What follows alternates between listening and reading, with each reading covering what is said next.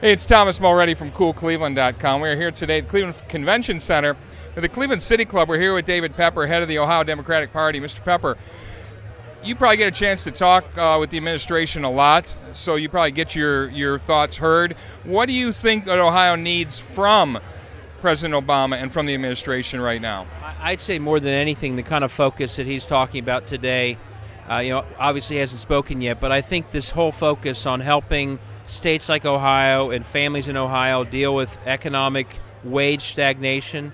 We may have gained more jobs in Ohio for all sorts of reasons, but most families are still seeing their wages stagnant. They're seeing the cost of tuition and debt just skyrocket, and I think what we need more than anything is the kind of agenda I think we're going to hear about, which is what are ways to get wages up? What are ways to have equal pay? What are ways to help relieve this college debt trap that's holding back young people and families? I mean, I think that bread and butter agenda is what Ohioans, not just Democrats, but frankly all Ohioans are looking for. Speaking about education, any specific thoughts there on the way the federal government could assist Ohio? Obviously being supportive of education. I think our biggest challenge, honestly, in Ohio in education comes from the State House, though, and that is they've been cutting public schools and giving money to charter schools, for-profit schools, most of which are failing. And so, honestly, on education, I don't have a bone to pick with the administration.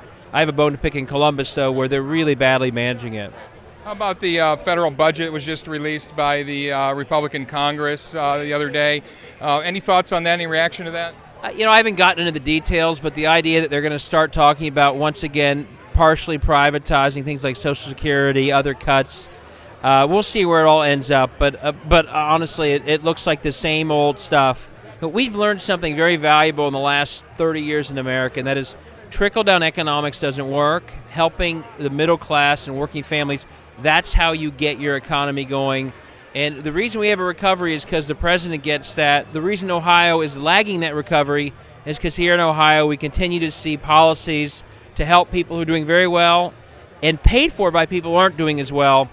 And so bigger picture, what I'm most excited about is to hear the president talk about, and hopefully again, I hope John Kasich is listening. I hope Ohio leaders are listening, because they keep doing the same things that in the end hurt the middle class and keep us from recovering. We got the Republican National Committee coming here to Cleveland and to Ohio next year. Very exciting, obviously, for the region. What are your thoughts on how that politics plays out for that? I actually think I'll give them credit. I think they're smart to be here. I wish we had our convention in Columbus, as we tried to do. I think it gives them a week to try and win over people in this area and around the country. And I think our job as Democrats is to make sure in that week we also are here getting our message out. Because, the fact that they're here is going to make us have to work a little bit harder to win Ohio. We're up for it, but I will say I think it's great for Cleveland economically, so I'm happy about that. And I think they're smart to be here talking to people in the way they are. So it makes our job a little harder, but we'll certainly be up for it. Mr. Pepper, thanks for taking a few moments. Very busy day. Good to see you. Thank you. Hey, it's Thomas Mulready from CoolCleveland.com. Have a great week in Cool Cleveland.